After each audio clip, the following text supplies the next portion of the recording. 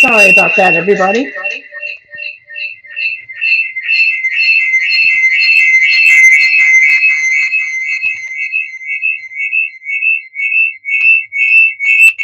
Nothing like having a little feedback early in the morning. So sorry about that. I hope that wasn't too horrific on your end. Oh my goodness. I hope you guys didn't hear that too much. So sorry about that. Something was not, yeah, some entrance, right? Woohoo! It's New Year's. So let's have a big, crazy, I don't know, echoey sound. So sorry about that, you guys. I don't think that I had a plug that was um, completely plugged in. So again, so sorry about that. Let me just fix this real quick. You all can talk amongst yourselves. But yes, I tried to. Thank you so much, everybody, for joining me as I'm fixing this here. I'll tell you that we are broadcasting in so many places today. We are in, of course, all of the bead shop regular places that you can find us every Wednesday and Friday at 10:30 a.m. Pacific. We're in our bead shop group, the bead table. We're on our bead shop page, and we are on, of course, our bead shop YouTube channel. We are also broadcasting in a couple of special places. Hello to everyone who's watching us on the Great Bead Extravaganza, both the page and the YouTube channel. And I thought I'd throw my own personal YouTube and page up there, Kate Richburg Jewelry Educator. So we would all be here together for our final New Year's celebration. So again, I'm so sorry, you guys, about that rather exciting audio that we had at the beginning. So again, forgive me for that. But I promise that this project is going to be worth the wait. Okay, so we are going to be working on today every New Year's or every, I'm wearing this fancy dress here at home. I'm coming at you from my home sewing studio here. And so, but I put on something fancy, but I'm sitting on it a little funny. But as you guys saw, if you got your bead shop newsletter today, actually, let me turn that around so it's the right direction. You saw that we launched some new buttons that you can see here. I have a brand new knot to teach you guys, and I'm going to show you the top view of this, so don't worry about that. And then we're going to talk about doing some laddering, and we're going to call this, as I like to call it, the year-end wrap. Okay, so it's going to be an epic wrap bracelet. I think it's going to be a lot of fun. So those of you who are just joining us from various places around the web, let me show you here.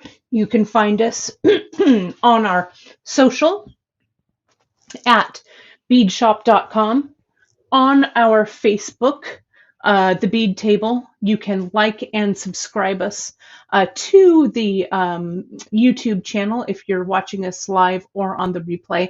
Please hit that like and subscribe button. It'd be great to have you so you don't miss any content. And of course, for everything that I'm using today, you can find all of the product and the project over on our website at beadshop.com.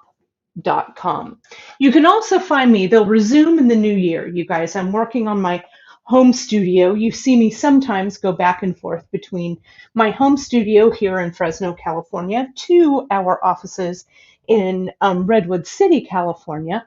But after the new year, you'll see more metalsmithing content on my personal Kate Richburg YouTube as well. So we're getting all that studio and everything worked on. So hopefully I'll be back with the torch sometime soon as well. So, but you can find me come rain or come shine every Wednesday and Friday right here on all of these outlets for um, beadshop.com at 10:30 a.m.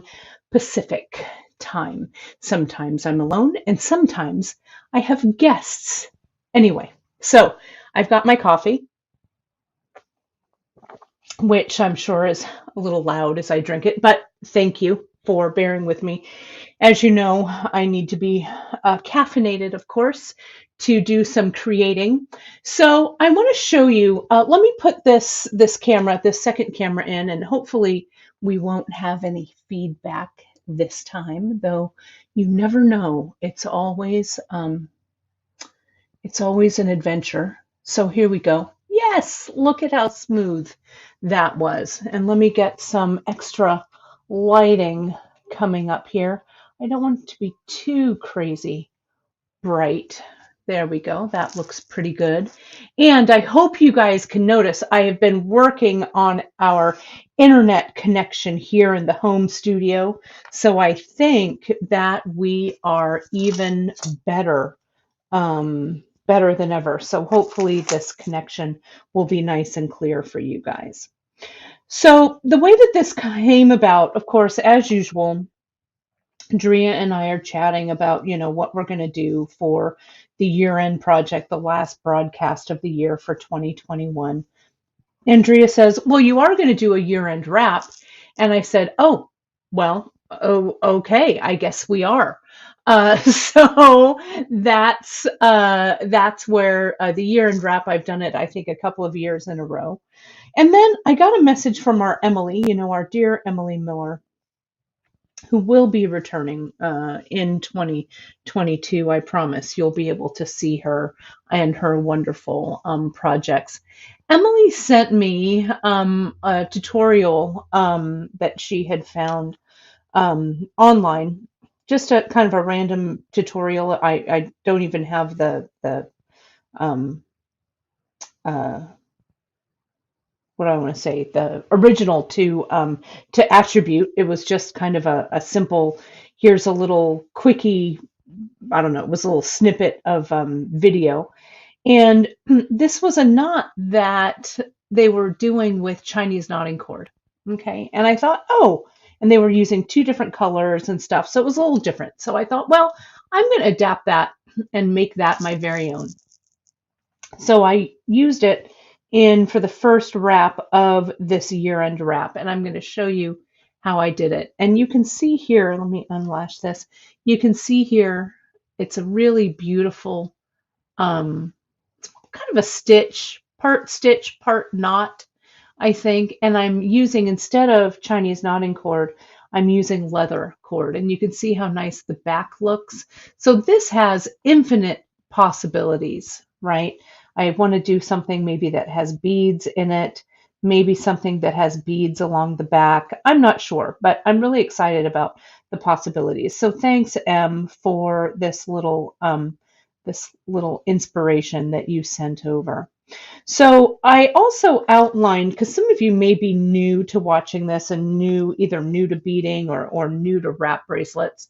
So I wanted to share with you, I wrote down a few things here that I'm going to go over. So I'm kind of organized in my broadcast today, which I know it seems crazy talk there. But what we're going to do here is I want to show you the techniques that we're going to go over today, and you can see they're listed there. We're going to talk about any wrap bracelet, right? And this kind of applies to any wrap except for the specific figure S knot. But we're going to talk about connecting a button, how I connected the button to this particular one. We're going to talk about this figure S knot that I've got here. That's what I'm calling it anyway. I'm going to show you how to weave a new thread in and an old thread out, especially like in this little section that I'm showing below. If you run out of thread in the middle, I know I've shown you that before, but it never hurts to go over that again. I'm going to also, one of the basics, the flat macrame knot, which is this one, beaded or not. And we're going to do a silk wrap. Okay. So if you have all of those techniques in your jewelry making arsenal, you're going to be just fine. And I'm going to show you how to do that. Then the materials that I'm using, you guys, if you jump over to Beadshop, this project is called Garnet Gala, hence my kind of garnet outfit I'm wearing today. But you can find it in under bracelets on Beadshop. Right now, if you're watching this live, you'll see it on the front cover, the front page of the website. What I'm using is an assortment of 8/0 seed beads, a strand of 4mm fire polish, some Checkmate's tiles. You can see them sitting right over here. Some bugle beads. These guys here. I love bugles in wraps. You can see there they are. And some 11/0. And these happen to be 11/0 delicas. And I'll show you the specifics in just a second. Then you're going to need some thread, and I'm using Ceylon and Fine. I'm using KO in the red, this rich red. You're going to need something to string them with, so I have sharp size 10, GS Hypo cement, an awl, thread snips, clampers, and a design tray, and of course a velvet design board as my surface here. Then the last thing you want to talk about are the steps to creating this piece. And I'm going to talk you through these steps. Number one, you're going to create a color palette of whatever beads you like. Don't be limited to the choices that I've made or the choices that I've made for this project. You can really do just about anything goes in a wrap bracelet. So think about the color first. Then you're going to decide the number of wraps. I'm going to walk you through that. I'm going to talk to you about how I decided which thread and stitches I'm going to use.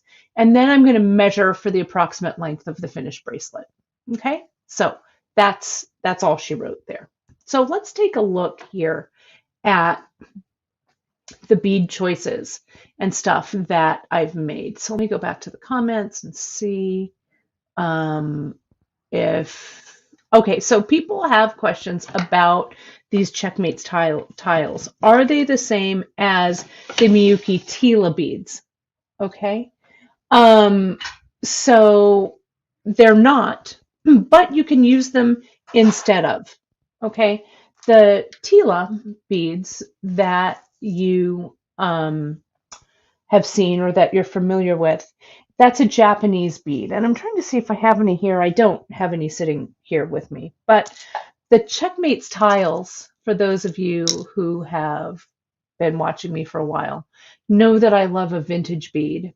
So this Checkmate's tile is a bead that's been made for many, many years. There's the two holes you can see, and it's a little thicker. Let me get my caliper so you can see. And do I have, I might have, let me see as I'm standing up to grab my caliper. Yes, I do. Let me grab this. I brought a few samples and things home, so I do have some things to show you. In this lariat, you know, we've been on a lariat kick. This is a lariat that I did on Beads, Baubles, and Jewels a couple of years ago. Okay, so this is the Tila. Can you see that here, right here? And so this one, if I turn on my caliper, is about 5 millimeters in width and a little over 1.5 millimeters in depth. Okay. The Checkmates are 6.3 in width, and then in thickness, they're a little thicker. Can you see that? It's 3 millimeters. But they both have two holes, and they'd be interchangeable for this project. Mel is asking, why do I not have these red tile beads? I know, they are so great. They're not coated, they're just red glass. They're so simple, but I thought red would be a great color to end this, of the last project of the season of the year. So these red beads, I think, look just exquisite. You also are going to need, I didn't put it on the list because I made that list in haste and didn't consult my list that's on the website. You're going to need a button. Okay. Now, this button, this is a new one. We've just launched, if you're watching this live, we've launched it. Today is Wednesday, December 29th. We just launched a whole bunch of check glass buttons yesterday on the website, and they are so delightful. Janice and I decided it was time we needed new buttons, so we just bought some, right? We said, what the heck, we're just going to do it. So this button really formed almost every decision I made for this actual bracelet. So this button, it's big. It is about 22.5 millimeters here. And, you know, it's nice and heavy. It's a little over 3 millimeters in thickness. Now, the thing about these buttons here, I don't know if you can see that. Can you see how the back of this button, the shank isn't very large? And Drea pointed this out when I was looking at all of the things I had chosen and everything. Drea said, "You know that this button only has a 1 millimeter hole in the shank, don't you?" It's hard to see, hard to get it to focus. There we go. And I went, "Oh, okay. Well, no problem. I'll take care of it when I make the piece. I'm not going to worry." So I'm going to show you how I made this connection. So you can use a button that has, this hole is super tiny, super, super tiny. It's kind of hard for you to see, but the leather cord wouldn't go through it. Usually with a button shank, I just put the leather cord through it, start my macrame, and off we go. So this, I had to kind of be a little creative. And so I thought one of the first beads that I chose for this project was these ADOTs, right? And so I used this 8-4204. I think this is the Duracoat Champagne here. And I thought that really brought out all of this beautiful gold in this button. This ADOT is what's going to be the constant throughout the design of my piece, so that it kind of has a continuous thread running through. You can see I've done it here. I've added it here on this little connection area. Then I've put it in this wrap. So throughout, sprinkled throughout this wrap, you're going to see these ADOTs, okay? And you're going to see them kind of give us a continuity in design. So that's why I chose this one. Then I went and I chose some more ADOTs, and I just chose what I liked, right? So I chose some red. Now, you saw these tiles, these Checkmate's tiles. They're super bright, right? But I figured all colors kind of go with all colors, right? I mean, especially if it's in that same color family. So I did some bright red with these Checkmate's tiles. Then I did some reds that were maybe a little more subdued, like these guys here. This is the 8-4270. I'm sorry I don't have their real color names, but if you jump over to Beadshop, you'll see that whole listing by color name as well. So see, there's those reds. Those reds kind of have a rosy hue to them right here. Janice, I don't know if you can see, but our buddy Jean Yates is also watching on Facebook. Miss Jean, it's great to have you. Always a supporter of beadshop.com over the years. Thank you so much, Jean. She would always, when she was writing articles and things, would always include us in those. So we're always thankful for that, and always glad for your friendship over the years, and all of you guys who have watched us so many years. But we always appreciated, Jean, those wonderful mentions that you give to us. Helped really grow our international standing, I think. Here we have now some accent colors that I went with. So I established our reds, okay? And the red I also chose some Greek leather, okay? And the Greek leather is the garnet, but you could use any leather. And I'm going to talk about this particular leather in just a second when I do the stitch, okay, the leather knot. So once I chose, oh, and then the reds, I grabbed this Delica in a cut, and I'm going to use, I wanted something tiny to add a little dash of red. I'm going to use this in my next section. So you're going to see kind of why I used this tiny little 11 knot. Sometimes I'll probably be cursing it as I'm working with it because it's so flippin' small, right? But the result is definitely going to be worth it. So you can see those there, right? And it's a nice kind of cranberry kind of color for it. Yes, this is the dyed magenta. Thanks, Pam. I love those. Love, love, love. Then I needed an accent. And so I went to the wall when I was in the office and I just looked. And I kind of also kind of looked at what we had kind of in ready-made finished pieces, samples and stuff. And I thought, you know what? It's kind of an unusual choice. Let me choose kind of this dusty pink and purpley kind of color.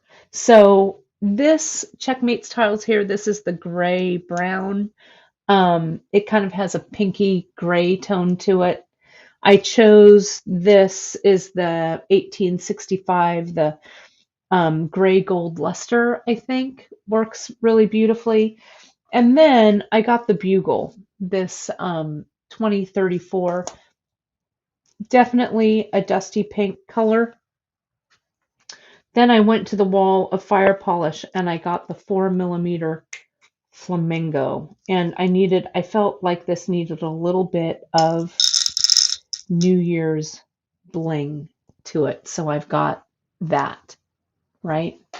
And so, so here, let me pour these guys out too. Let me get another. So these little triangles, I think, really help you to look at your color palette and kind of see how everything's working along. So there we go. There's the palette. So it's not in your face red, but it definitely, I feel, has a mixture of that New Year's Eve bling and a little bit of that holiday red.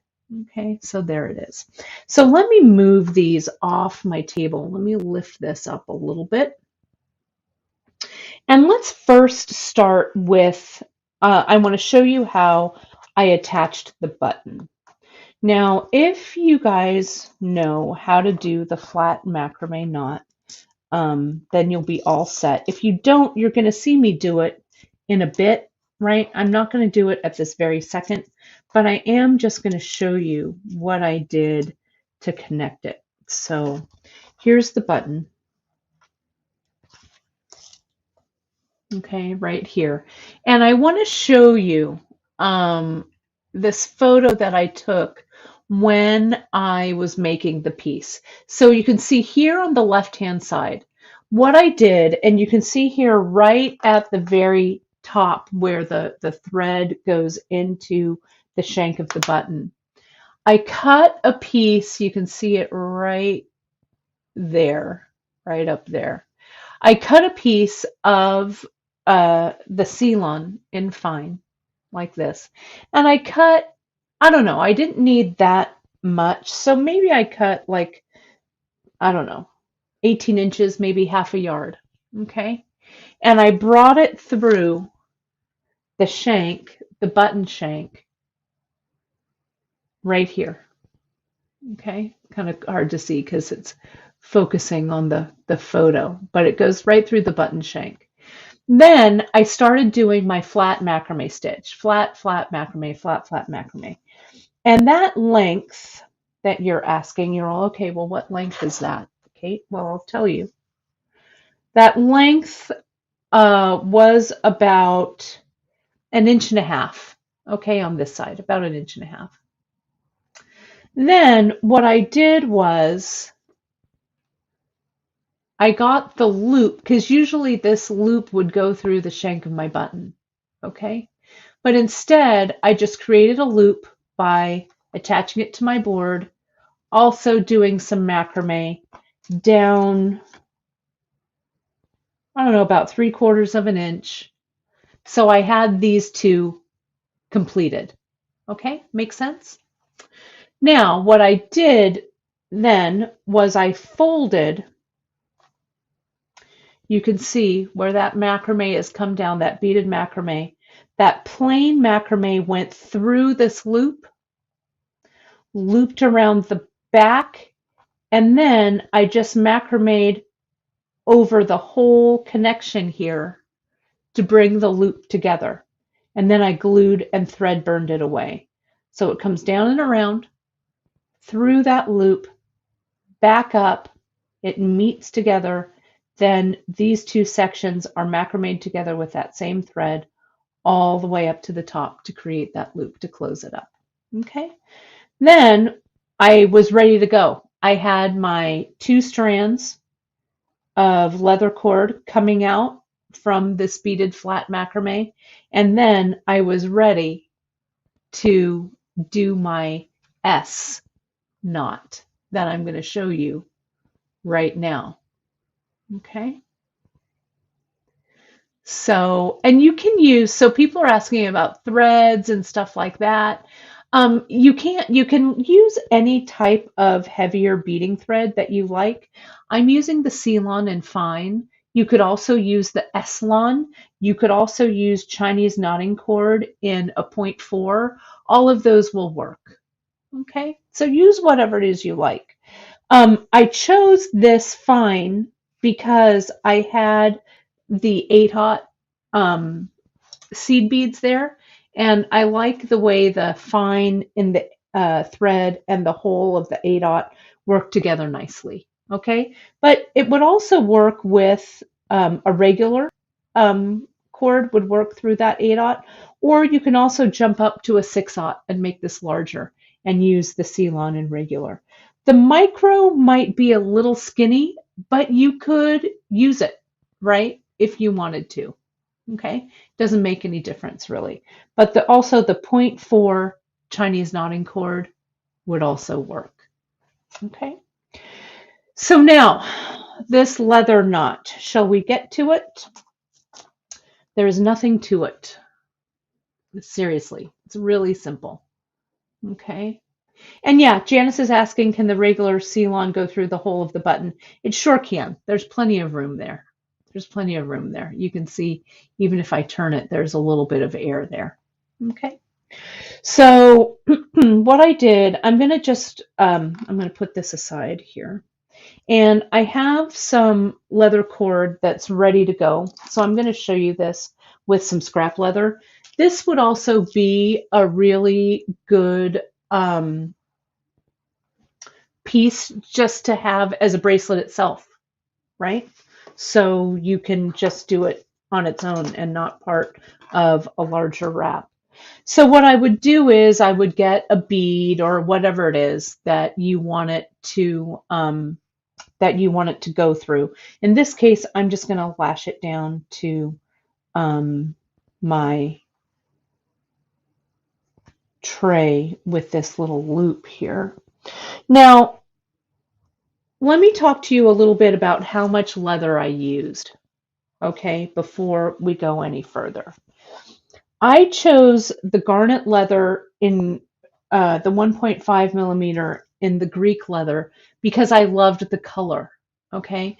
The way that this Greek leather comes, it comes in lengths of 5 meters. That's how we sell it, okay? You could use leather that's a little smaller. It could be the 1 millimeter, though this knot is going to be a little smaller here as well. Okay. Conversely, you could go up to the 2 millimeter and everything is going to be enlarged a little bit. So I use the 1.5. Now what I did for the length of what I cut, because when I do these bracelets, I don't plan that far in advance. Number one, I like to kind of design by the seat of my pants. I think it's fun. Number two, I want to make sure that I've got enough leather so that if I change course in the middle of what I'm doing, I've got enough leather. Though I could always add it and stuff, right?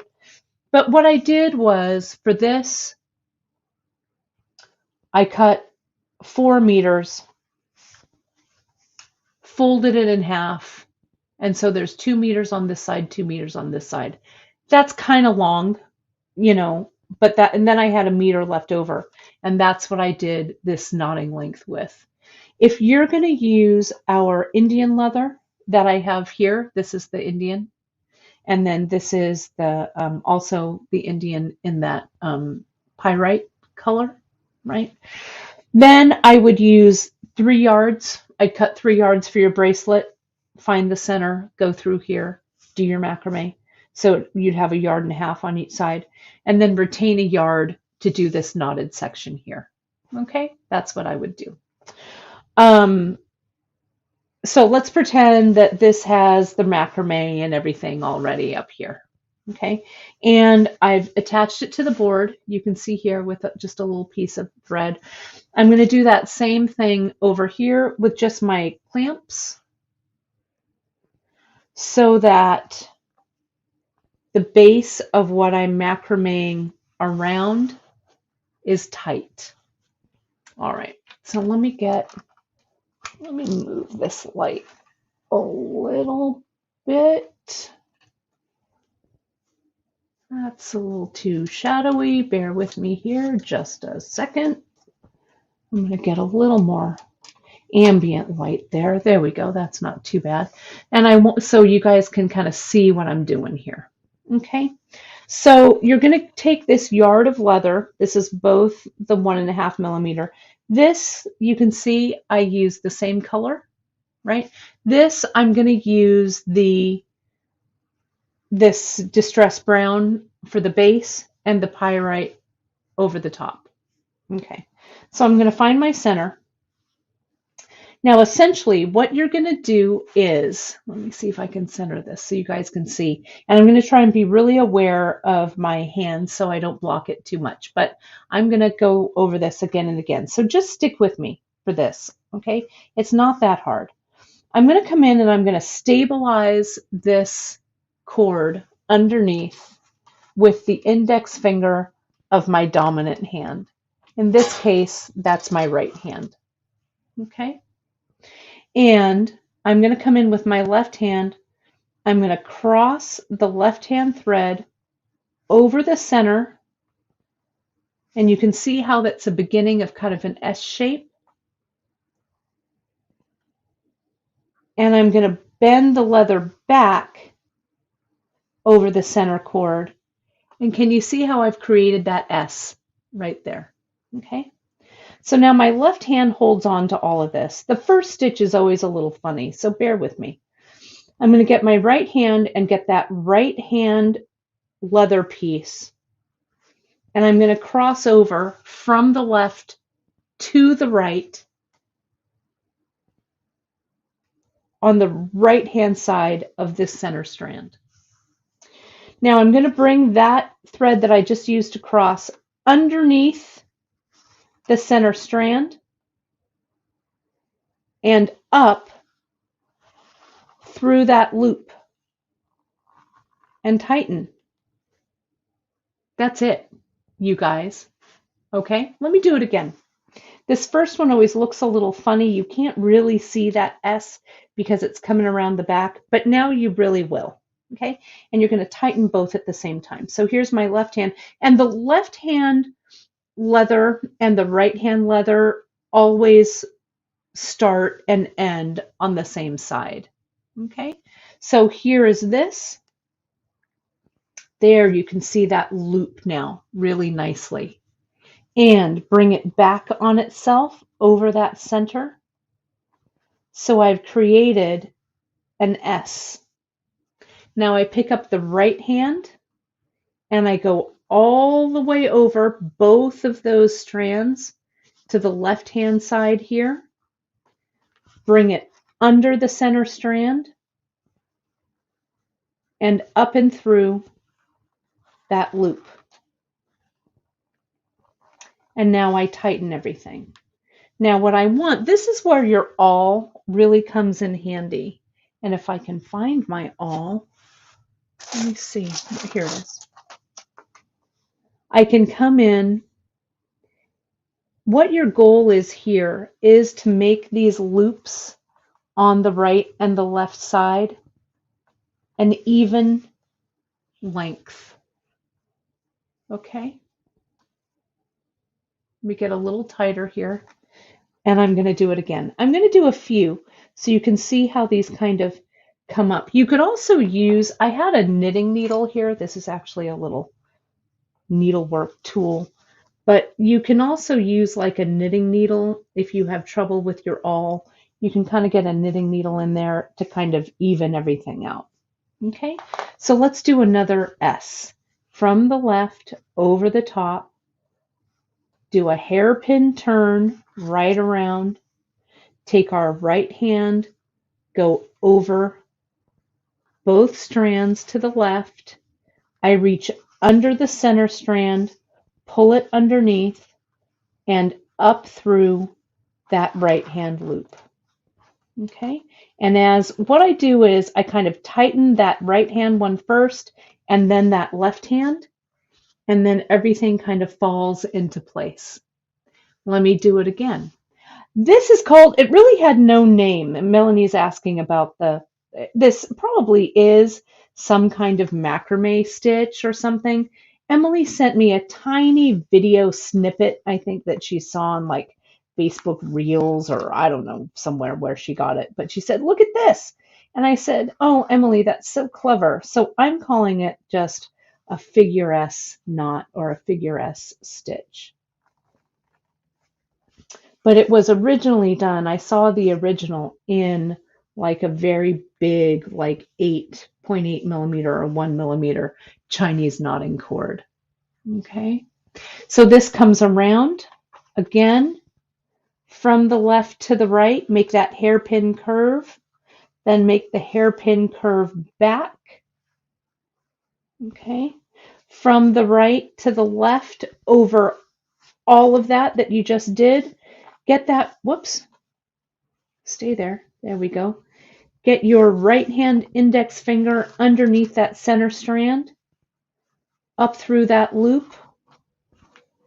I tighten that right hand one first, and then the left. And you can kind of come in and fix it a bit. So there we go. It actually makes up pretty quickly. I'm going to go a little bit more at Kate speed here, so I've got a little more to show you guys. Okay, so, and this, there was a question I saw in the comments about, is this going to be a kit? You can go, you guys, right over to, let me just put this up so you can see it here. You can go right up to beadshop.com and you'll see this project called Garnet Gala, and you'll have a list of all the materials that you need, of course, of all of the ones, everything that we sell. So you can choose your own adventure, as I like to say, with your own colorway, or the exact colors that I've used here, you can choose and make the one that I'm making as well. So it just depends. You may want a stash dive for this. I see in the comments that people are saying, I've got so many beads I've got to use. Well, I don't know what you all are waiting for. Let's get in there and make our resolution for 2022 that we're going to use some of those beads and make some of those projects. So see how I just came in, created that figure S, lock it in over the top from the right to the left, reach under and up and through, and pull it through. You know, we all gain our inspiration from so many places, you know, and I just feel that it's important, you know, because there's nothing new under the sun, right? I just feel it's real important to kind of put your own spin on things, you know, and create your own techniques from all of the inspiration that's out there. So I urge you to, you know, take the sum of the parts of this and then go wild, you know, make what I make, do it. If you want to follow it exactly to the bead, I love that too. But it's also great when you kind of take this smorgasbord of techniques and start to create your very own inventions. So can you see how that comes together? Look at how gorgeous that looks. I really like it. I think that you could also do something with beads here on the side. As you bring it around, you could place, like, I don't know what kind of bead would go there, something that has a larger hole. You can also see the back, and you can see the color, the different color running through the back. It really looks interesting and beaded.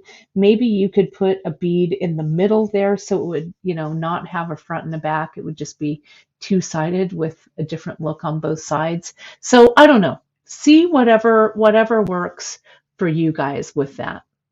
Okay.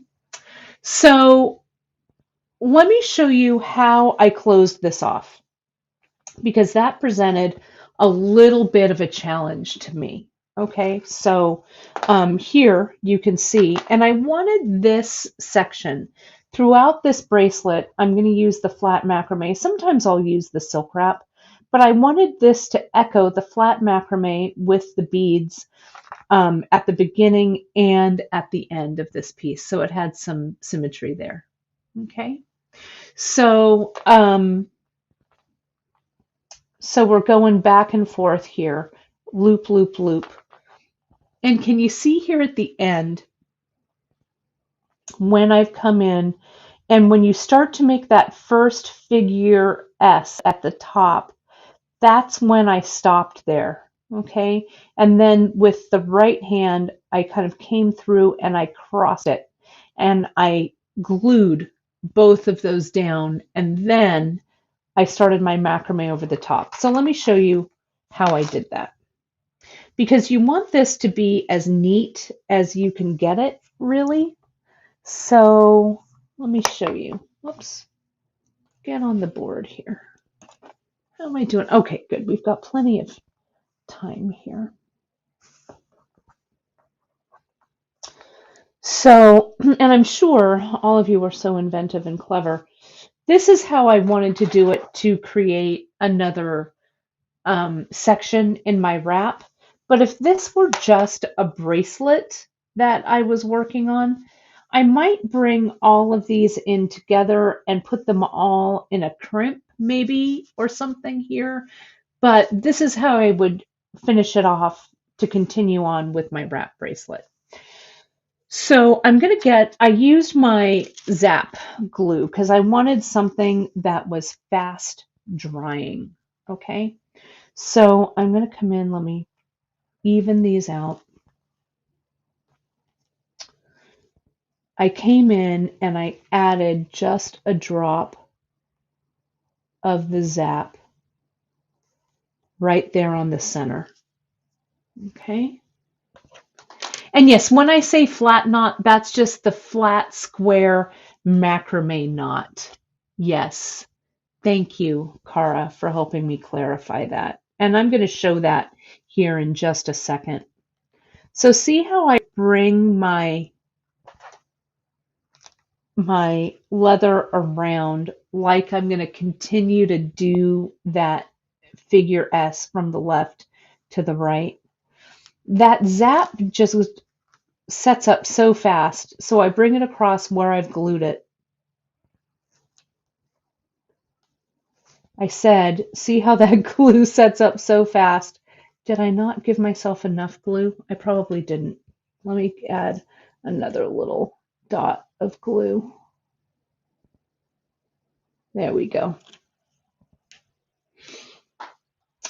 Now bring that around so it looks like it's looping. I'm just going to hold it in place for a moment with my awl. There we go. You can also kind of hold it in place with your baggie over the top. Again, the thing that I like about the Zap so much is that it does set up so quickly. Hopefully I didn't glue my awl to the leather. There we go. Now with the right hand side, I'm going to cross it over. This, for some reason, doesn't want to stick. Needs a little more pressure on there. Not unlike the pressure I am feeling to get this right. There we go. Now I'm going to just come in and give myself a little clip, a little kind of angle cut there to cut that away. And I'm going to come in, this is giving me a little bit of sass. I don't know why it is. Probably because I've got all of you watching. It's giving me sass. But as I come in and tie knots over the top of it, it's also going to hold. So I'm not super concerned. I just need this to hold this shape before I come in and tie. Okay? Because my other one did just fine. My Greek leather one did. So I don't know what the problem is here. So see here, I'm going to cross this over like I have done this stitch before it. I'm going to add a little more glue right here. If I had my trusty toothpicks like I do at the studio in Redwood City, I would have them kind of to help me spread that out, but I think that looks okay. And we're just going to hold that there for just a second. I did it first without glue, and everything kind of slipped around a little bit. You could do it that way, but I found that little addition of the zap glue would work. Lynn is also saying one of those Tierracast leather crimps would work and look great here. It would. It really would. You can push all of these ends into a leather crimp and it would look great. So see here, there we go. And I just used the baggie to give myself a little bit more pressure. That pressure there helps to bond it together, and the leather, the baggie peels away in case there's any extra glue on the top of it there. Okay. And Lynn is also saying, can I use 2mm leather? You sure can. You can use the 2mm. It'll just enlarge everything a step, right? Which is fine. So now I'm going to get my thread here. This is Ceylon and Fine. It's the exact same thread that I used when I for this other one. Now I'm going to come in and I'm going to clip this leather pretty close right up here. And I'm using my thread snips. What I should be using, and actually what I'm going to grab, is my wire cutters to give myself a nice kind of clean angle cut. Okay. So Michelle is asking, do I find the painted finish on the Greek leather kind of cracks? I made an expedition bracelet and the garnet leather finish got cracks in it. You know, Michelle, I have not had that issue. And I'm not sure why you would get that, other than maybe the leather dried out a little. I'm sorry that happened. It hasn't really happened to me. Maybe you might want to get some leather conditioner and condition the leather so it stays supple, maybe before you use it. But you can see here's the Greek leather here, and the color coding, you know, I think it eventually with wear, it may show some signs, but it looks pretty good to me. So no, I'm sorry you had that experience. I have not had that happen to me. So can you see how I really clipped that X kind of tight up against the leather, and that glue is kind of holding everything. So I've got my fine Ceylon, and now I'm just going to come in. Let me get rid of that baggie. I don't need that anymore. I'm going to come in and I'm going to make my first flat macrame knot. So I come in, I'm going to make my loop on my left-hand side, bring this strand down over the right, under the middle, and up through the left. We have a great skill builder on this flat macrame knot if you're not familiar. Then I'm going to kind of move it up so it sits.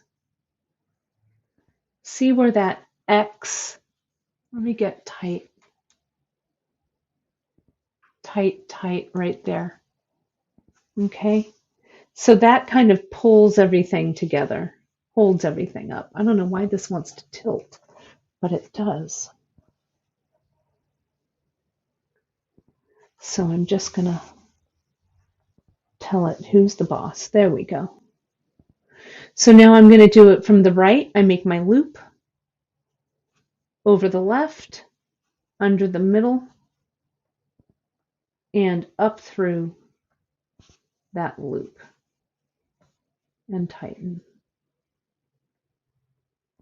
And your macrame is going to kind of cover these ends. You kind of have to place it where you want it right at the very beginning. I'm going to do a couple more, but see how that now gets tightened down pretty nicely. I'm going to do this again. I'm going to go a little bit faster here. There we go. From the left and then to the right. And can you see how that's pulling everything together from the bottom here? And you can just add your beads. If I wanted to add beads, I'll start from the left here. I'll put a bead on, and I'll put the bead on the side that I'm going to loop. So there's the loop, and I just kind of ignore the bead, come over the strand, under the center strand, and up through the loop and tighten. Now I'll do the same thing on the opposite side. Put on my bead, over, under, up, and through the center. Now, I'm also thinking in my head what the next section of my bracelet's going to be. Okay, so I need to add some thread here because what I did was after I did that beaded section, you can see it right here, I started my laddering. Okay, so I had to add my thread. Now adding the thread for this was actually pretty simple to do, and I'm going to show you how I do that. I cut a nice long piece of thread, like probably 2 yards. I'm going to cut this a little bit shorter so I don't have so much to deal with. And let me get a needle. I'm using a size 10 sharp. As you know, that's my favorite for this infinity stitch. And that's what I'm doing, the infinity stitch with this. Not your traditional laddering, but the infinity with the skinny thread. Let's go ahead and needle our thread, as Emily says. You get the eye of the needle and place it right on your thread there. So it goes through. Wax or not, depending on what you want. If I had wax here, I might do it, but I don't have any sitting here in front of me, so I'm not gonna. Okay. I'll put it here. I'll turn it to the back. Okay. And I'm just gonna put my needle through. This is where that glue is, so it's a little tight, so I'm gonna go below it. And I'm gonna just slide my needle underneath these threads that I've macrameed around. Okay. Now, before I, whoops, I pulled it all the way through. I was going to say, before I pulled it all the way through, I'm going to add a little bit of glue. So let me do that again. Make sure I'm not splitting any of these threads. There we go. This time I'm going to get my GS Hypo Cement. And I'm going to add a little bit of GS here at the back, kind of in between the cords there. And I'm going to put a little bit on this KO thread. I'm going to get the lid back on the KO here. Bear with me. Here, there we go. And I'm going to pull this through. And I'm not going to pull it all the way through. I'm still going to have some tail left there. Let's connect this back. And I'm going to continue to do a little bit of macrame so I capture. Here's my KO with the needle. See how it's here? I'm going to capture that KO and the leather underneath these flat macrame knots. Now I can keep adding more beads if I want to, but I'm just going to, for sake of speed, just do a few more.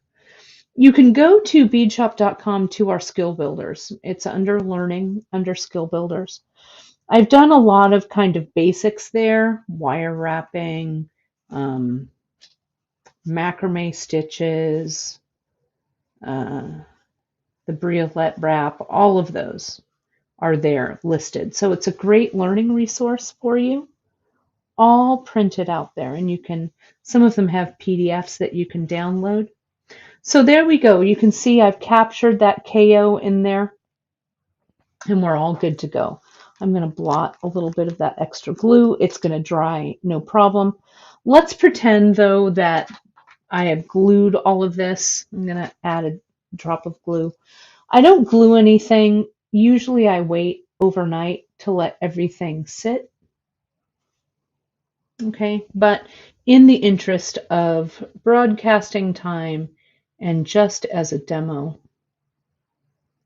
And those of you who know my metalwork and who have taken my metalworking classes, you know that I'm a big fan of working in samplers, right? So if these techniques, if you're new to these techniques, just make a little sampler like I'm doing with some of the scraps that you have laying around. That will help you hone your skill. So then you're kind of familiar, you know, with this leather stitch and with this flat macrame stitch. Then you're not worried that you're practicing on your real piece, if that makes sense. Then you won't have any like emotional attachment to it or things like that. And then just finish this little sampler. Then you'll be ready to tackle your real piece. So I'm going to use my thread burner and I'm going to come in and I'm just going to thread burn these sides away. What I do is before I hit the tip with the thread burner, I press the button, get the tip warm, and just lightly, see how I lightly just tapped it. You don't want to lay the thread burner on your thread because it's hot. And if you let the thread burner contact your thread too long, you're going to burn right through everything. So just a quick tap is all you need with the thread burner. Something else I want to show you with that thread burner, it's kind of hard for you to see, but I can really see it on this side. The glue's still a little wet, so I, of course, would have the glue not so wet. Can you see there's the tiniest of little stray, like a little bump there from the thread, little leftover bump. What you can do is tamp that down. I'm going to turn on the thread burner, heat it up, and give it just a little tap, the tiniest of taps. That will take that little extra tip of thread down, but you don't want to be heavy-handed with that in the least, or again, you're going to burn through. Okay, but that cauterizes the thread. Now you can see that that glue is wet. We would wait until the glue is dry to do all of that. I like to wait overnight. But now you can see, here's the leather that you've done, and this is ready to start your laddering. So can you see here that my KO thread, if I get it here, and I get my leather here, and I put my leather strands on my board. Let me pull the camera out a little bit so you can see this a little bit better. A little bit higher here. There we go. I'll put my cord, I'll actually have a couple of clampers here. One here and one here.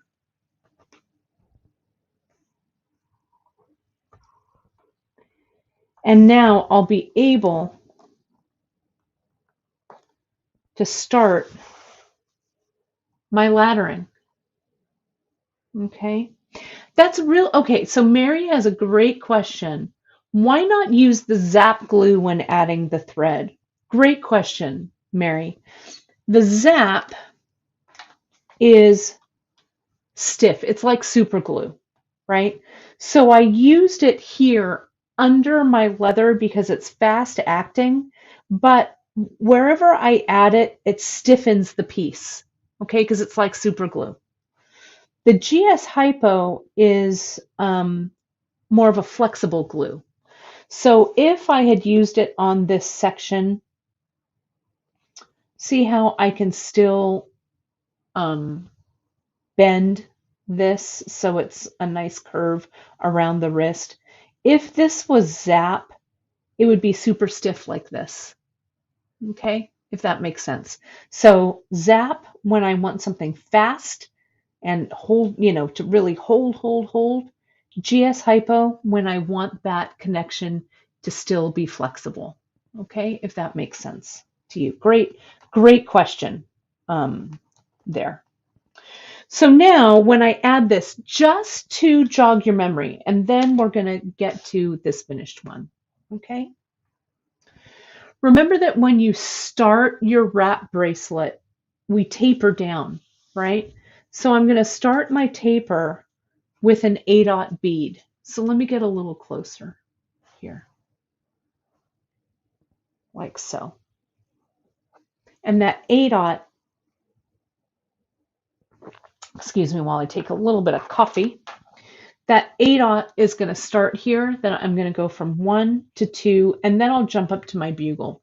So it makes a nice gradual taper there. Okay. And also, always for my first strand, my first bead, I always go through twice. So I'm going to come in from the back,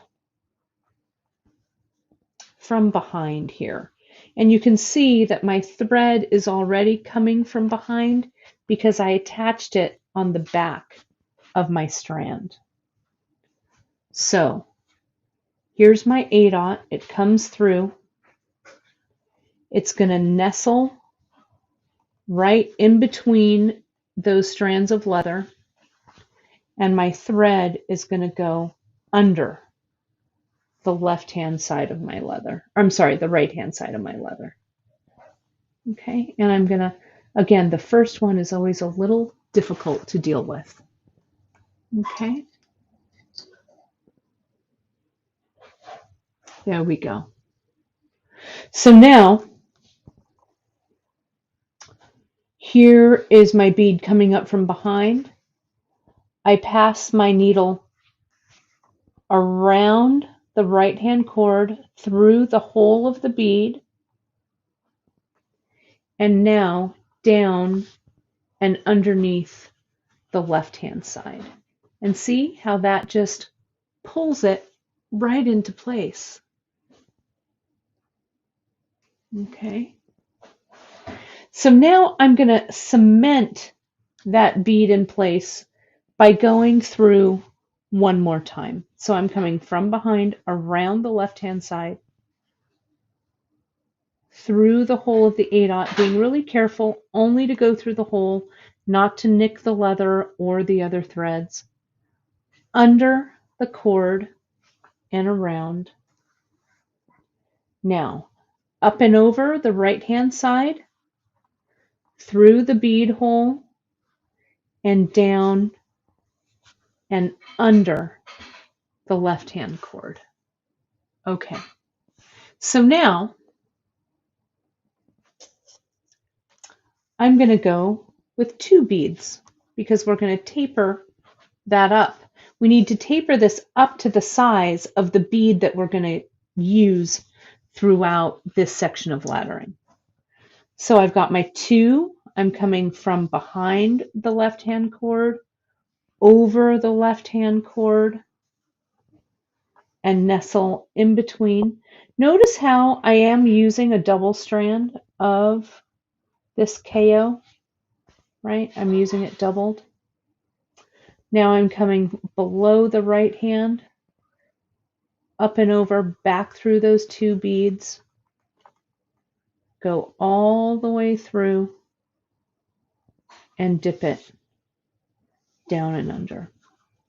Now, what you want to be looking for, you guys, to really make sure that your laddering is as clean as it can be. See how this row is kind of leaning down a little bit? You can get your awl and kind of move everything so it's sitting in the correct position. Now I'm going to show you, I'm going to add a bugle bead next because that's what's next in that pattern. I'm going to show you how I use my awl actually pretty often to help me make each stitch around the leather look the best that it can. So see, here's this. I go through from the left. I'm going to wedge that bugle in there.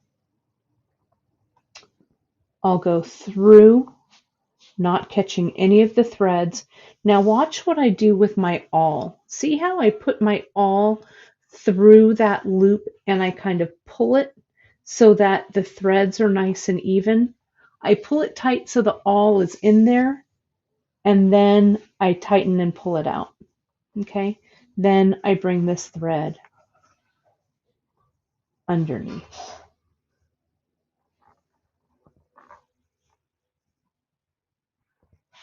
There we go. Okay.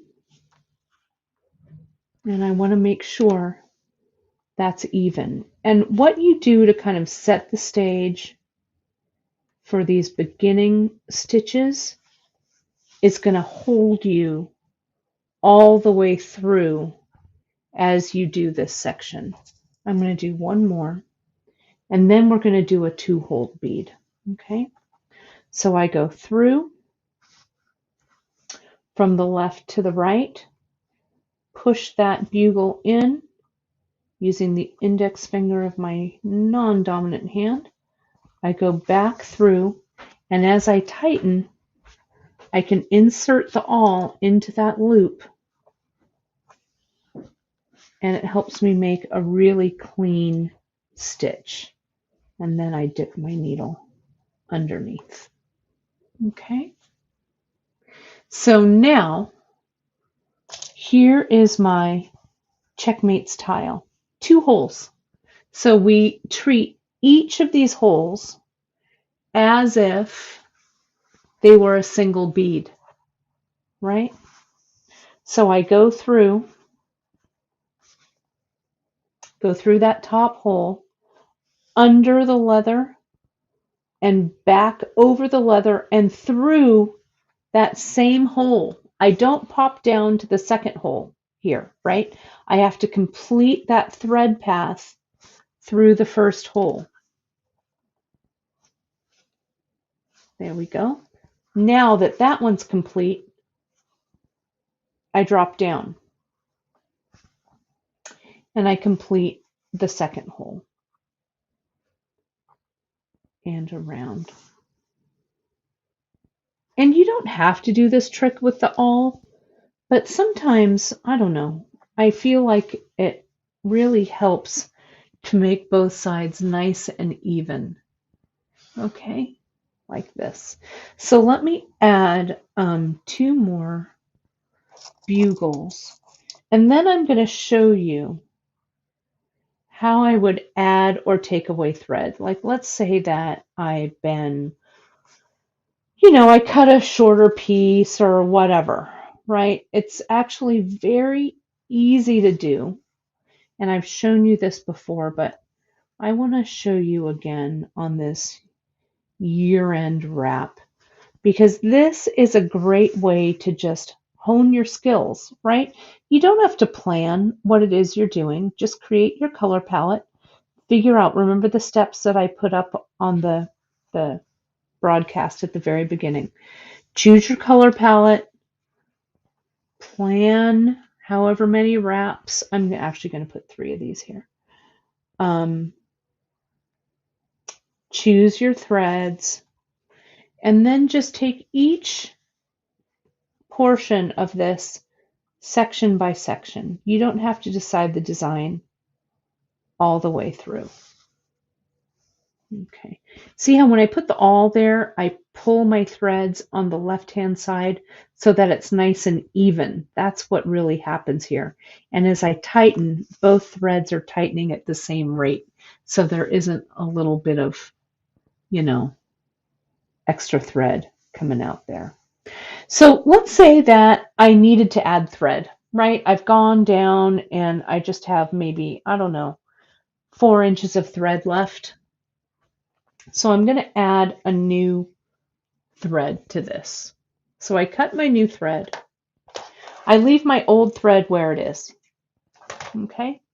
I cut my new thread and I'm going to thread a needle on it. So let me get another size 10.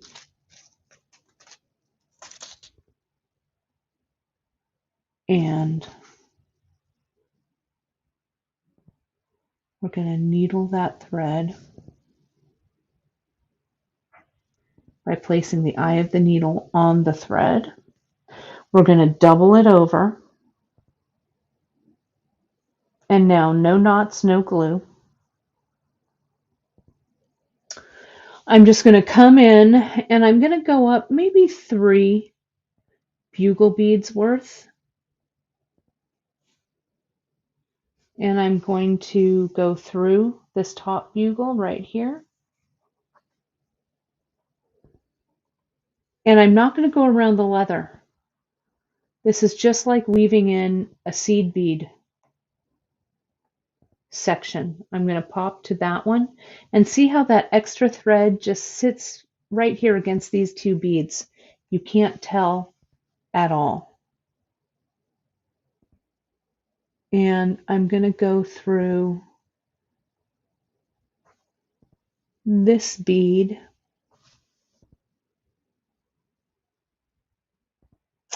And actually, I needed one more bead on here because I want to end it where I started it. So let's just pretend that I had one more bead. Because I want this thread to come out where the needle of the original thread also comes out.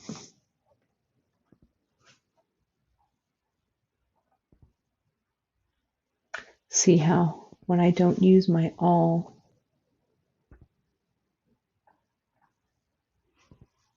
trying to rush, there we go. Okay, so now I'm going to come in and take this thread and come out. Here's my new thread. Here's my old thread. So my old thread, what I'm going to do is I'm going to pick it up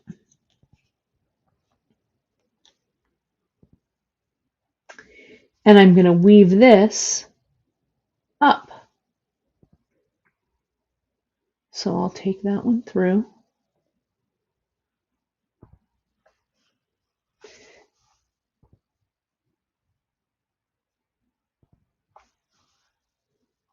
And also go up about 3 beads. Though the thread in here, it's not overly tight. Still, I've still got some room. Here we go. So now, under tension, I'll come in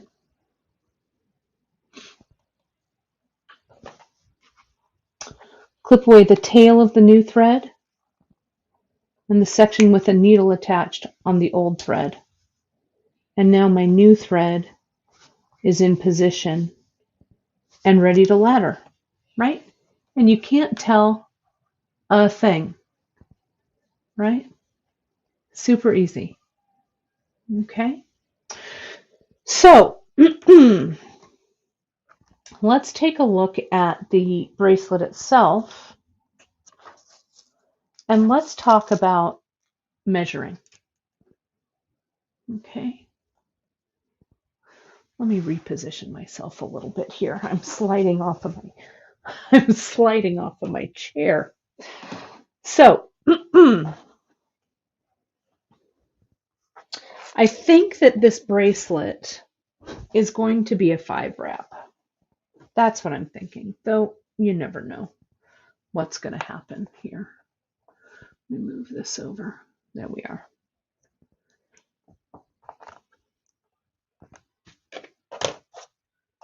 Make some room here so I know I've got some space to work. So here's my first section. Okay, that leather section that I made, the button section here. So let me measure these out. These should all come to be about 7 inches-ish, right? This one's about 6.5. I want each to be between 6.5 and 7 inches. My wrist, so this is how I do it. My wrist is 6.5 inches.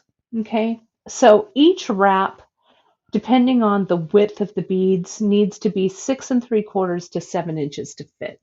Okay, so the way that I like to do it is I get my tape measure. This is the tape measure that Emily gave me. And I like a nice big sturdy tape measure. I'm going to wrap it around my wrist 1, 2, 3, 4, 5 times. And I need a little bit of give there, right? Like this. Okay. So I'm going to say that my total length, if I do each wrap at about 7 inches, it's going to be about 35 inches, 5 wraps, 5 times 7 is 35. Okay. So that's kind of my target. As I get closer to 35 inches with the entire bracelet, that's when I really have to try it on to make sure that it's the right length. So what I've got here so far, this should be total about 14 inches. Let's see what it is so far. Because this could be a little shorter, this could be a little longer. And I measure it from like where that button is. So I'm coming up a little short. This is like 13. So I need to just make sure that as I go along, my sections are going to be big enough. It doesn't matter so much here because the last one, you can size everything correctly with the last wrap, right? It doesn't matter, right?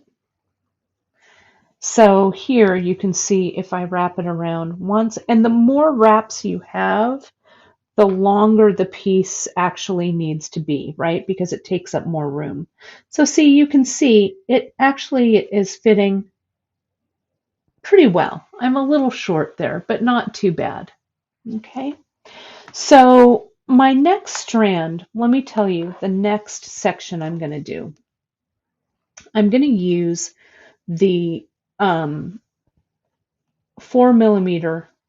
fire polish for this one. And I still have plenty of KO. Can you see? It's kind of hard for you to see here. I can hardly see it. Here's my KO. I didn't cut away my thread when I was finished with the section, the previous section. I just carried it along underneath the flat macrame. So now I'm ready to bring it out and use it for my next section. Now you don't have to do the flat macrame to delineate between the sections on your wrap. You could use crimps. You could do a silk wrap Just depends on what you wanted to do. I've been using the flat macrame sections lately because I kind of like how they look, and especially adds a little bit of extra flair when you do this beaded macrame. And everything was a little tangled, so now we're good to go. There we go. I'm going to come in and clamp this down. And I've glued these previously, these pieces here. So I'm going to come in and thread burn these off. Okay. And I can come back in and tamp those ends down a little bit later. Okay. So here we go. So now, see that I've clamped it here and here. I'm going to use my KO spool to kind of put them in the center, put it in the center here so it kind of splays open those strands. Let me see if I can find the little place where this thread goes. There it is. So now it kind of opens that up for me. So I've been thinking about this next section that I'm going to do. I really want to use these fire polish, okay? And I want this one to be a little more monochromatic with a flash of red. So I think maybe not the tiles, because I use them, maybe I'll use the tiles further down. Maybe these. Okay, so let's see when this is ready. All right. So I'm going to start with an 8/0 because that will help me taper up.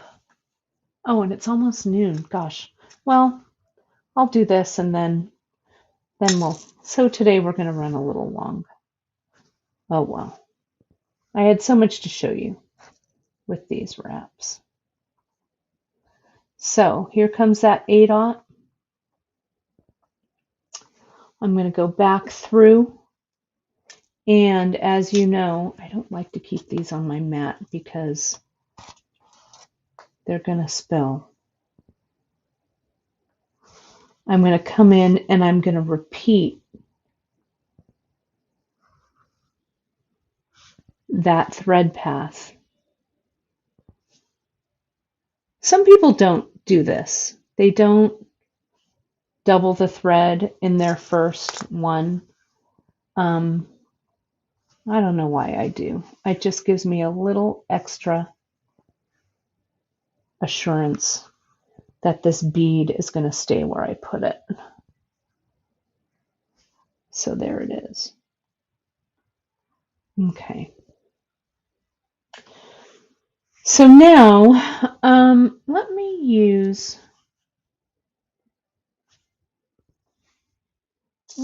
this red one next.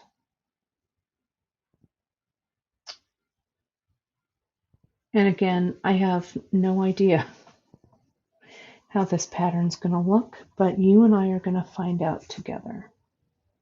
I just want to make sure that these 11/0, you know, to take a look at the 11/0 that I've chosen. I feel like they're going to add some flash to this. So here are these.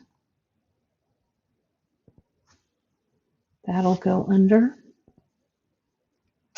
Now, I need to check and see how many 8/0 I need that are the same length as this 4mm fire polish. And I think it's 2. Can you see? I'm pretty far away. There we go. Okay. So I think 2 8/0 and 1 fire polish will work. So I'm gonna get my 8s. I'm going to put in 2 rows of 8/0. So it was a good question about your strands on the left. Lanny is asking this. I find that my threads on the left side tend to separate. So if I had wax here, Lonnie, I would probably wax it. That helps. Number 2, when I use that awl, so see how I pulled them through? And I pull them both to make sure that they sit together pretty tightly. I'll come around, I'll go back through these 2. I'll get my awl at the ready. And see how I've got it way even out here. I'll tighten that loop. I'll make everything tight so that this loop is tight, so those 2 threads around the leather on the opposite side are also tight. So that helps me get these stitches pretty nice and tight. 2 of these.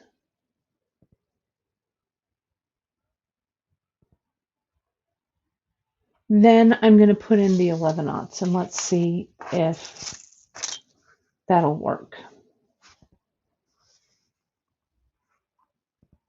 I'm going to go a little more at Kate's speed because we are running over just a little bit today.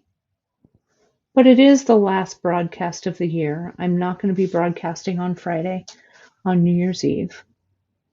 But we'll be back in 2022 with a great beginning of the year project. So there are my 2. Now I wanted just a tiny slip of red. I think that maybe 3 11/0, maybe 4. 1. Gosh, these are small. I told you I was going to be upset that I had these tiny little beads. Here's these 4. Let's see how they fit. Or is 3 better? I think 3 is better. Hard to see. I think 3 is good. Yeah, I just do like 2 passes in between, and it should be fine. I think that 3 is what I want. So I go under the leather.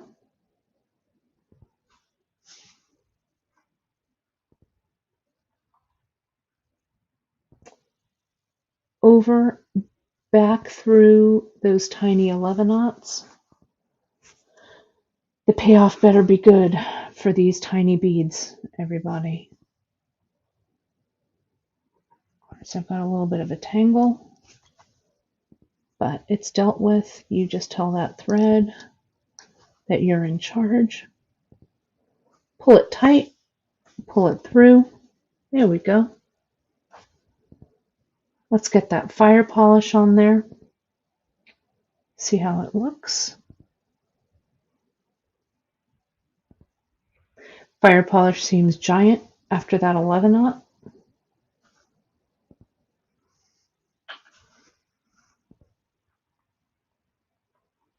And back through.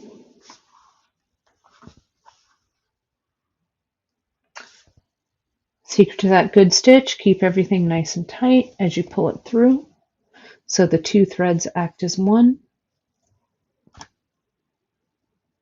And then 3 more 11/0.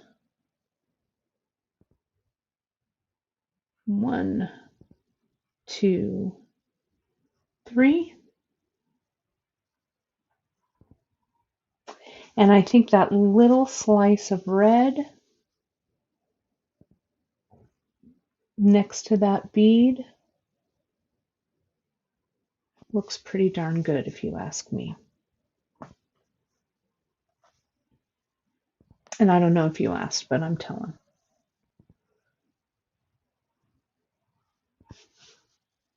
There we go.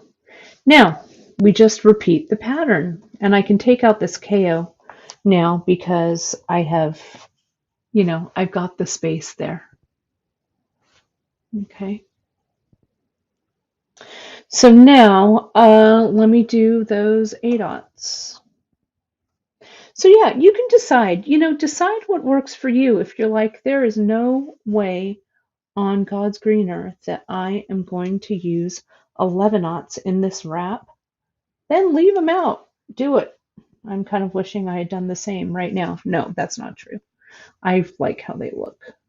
And I could do, instead of just one row, I could kind of increase the impact of these 11 aughts by maybe doing 2 or 3 rows of them. But let's just see how this looks. And you can change this up. This is going to be a little bit of a skinnier section than the section before it, which I like. I like to kind of mix up the widths of each wrap as well. Yeah, this looks really nice. I'll do one more section of these guys and then we will call it a day for this for now. There we go. Put this around.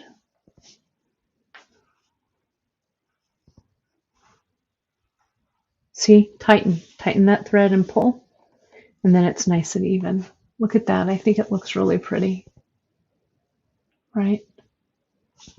Yeah, and this is a good question, or a good comment, Pam. Something she learned while she does infinity stitch, move all those tools because you'll be catching your threads on everything. They're like a thread magnet. It is true. So that's why I moved all of my little trays and everything off of my tray, because they are like thread magnets. That is for darn sure. Okay. So here is that little section. You can see how that's going to look next to it. I'll bring that thread burner in and tamp down those little tiny ends. So this is going to be the third of my 5 wraps for this piece. So I'm going to finish this guy off, and you're going to see, you guys have been asking for the Budapest wrap as well as for the finish of this wrap. So we're going to do that finishing on the 7th of January, that free tip Friday on the 7th. I'll be back on the, whatever that Wednesday is, the 5th, I guess it is. Saturday, January 5th will be our next broadcast. I can't believe it that we are moving right into 2022. Let me move myself in here. There we go. We get this over here. There we are, so you can see me. So I will show you the ending of our, there it is, year-end wrap. We'll also do that Budapest wrap that was with the September mix. I've got that guy done as well, and I'll show you how to close off the button loop, and where yeah, not Saturday. Is that the right, do I have the right dates? Let me make sure. So yes, I'll be back Wednesday, January 5th, and we'll finish this up on Friday, January 7th, on that free tip Friday. Just making sure that I have the right dates there, because you guys, it's 2022. Well, also on the 1st, you guys, we have a new year of monthly mixes from beadshop.com. I have one here. I'm just going to give you a quick little look at it. Next year in 2022, our theme for the months are birthday month flowers. And so January's flower is carnation. So you'll see this drop on the 1st. So I wanted to say a big thank you to all of you all for being with us here in this kind of challenging year that 2021 has been. But we're still here. We're still healthy. We're still happy. And we're very, very grateful for all of you out there who watch us on a very consistent basis. Or if you're brand new to us watching on the many places we're broadcasting today, thank you so much for joining me. We would not be here without the support of you guys out there that make it possible for us to do what we love. So, here on beadshop.com, you can find us every Wednesday and Friday, with the exception of this Friday, at 10:30 a.m. Pacific. You can find us also on all of our different social media outlets here for Beadshop, at beadshop.com on Instagram, at the Bead Table on Facebook. You can also like and subscribe to us on beadshop.com on our YouTube channel, whether you're watching this live or on replay. You can also find me doing all kinds of things over on my personal Insta at BeadKate. Like and subscribe over at Kate Richburg on my YouTube channel.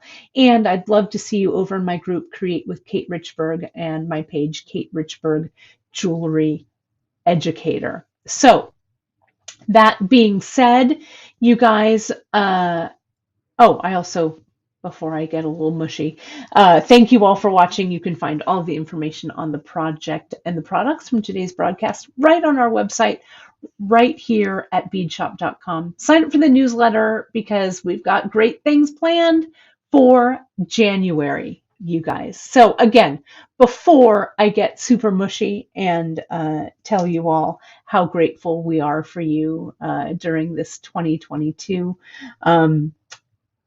I did want to mention all of those things. But thank you, thank you, because as I said, without all of you out there supporting our small business here at beadshop.com, we wouldn't be able to do what we love. So you'll see more metal content from me on my personal pages coming up in the new year.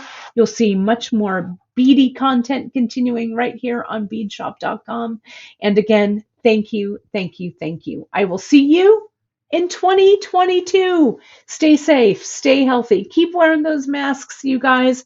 This new variant is crazy, but we're going to stay safe, stay as well and as healthy as you can. Wash those hands, social distance as much as you can. I know it's fatiguing, but let's keep doing our best to stay healthy so we can stay as creative and as we can in the upcoming new year. Happy New Year, everybody. Who knows what 2022 is going to bring, but we're ready for it. Thanks so much, all. We'll talk to you all soon. Happy New Year.